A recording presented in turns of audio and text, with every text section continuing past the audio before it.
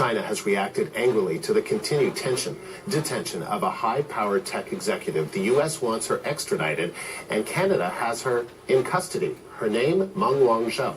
She's one of the top executives at the huge tech firm Huawei. She was arrested Saturday while she was changing planes at Vancouver International Airport. Washington has reportedly accused her company of violating U.S. sanctions against Iran.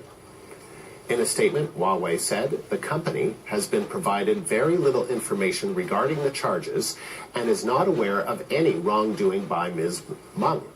The company believes the Canadian and U.S. legal systems will ultimately reach a just conclusion. China is demanding Canada release the Huawei executive. Its embassy in Ottawa posted this statement.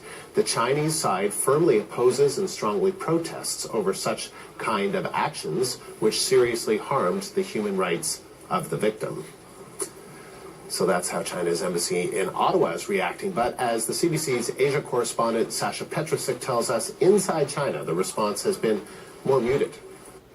We're starting to hear some response, some of the other voices about this arrest here in China, and they're coming from the state media, in this case from the Global Times. It's a tabloid that sometimes reflects government thinking, and sometimes it overstates it. In any case, it does have a certain nationalistic bent whenever China feels that it's been insulted. In this case, it is accusing the United States of a despicable rogues approach, that it is trying to attack Huawei, it is trying to sideline this huge telecom company, this Chinese company, because it wants to get rid of it, to get rid of the competition to American firms and others in the West.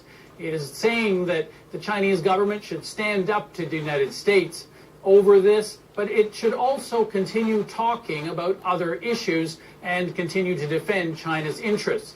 That's the interesting part, because it does look as though China intends to continue with the negotiations with the United States, the kind of talks that they started in Buenos Aires.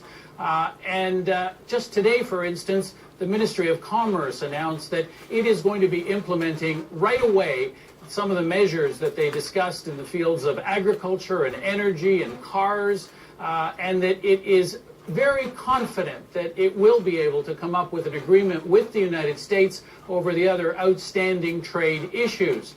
It's predicting very smooth talks. Now, the interesting part is that this is all happening in the shadow of this arrest. In other words, the Chinese government knows what has happened, but it looks as though it is determined to go ahead and not let that derail this other relationship that it has with the Americans, because it really does want a trade deal.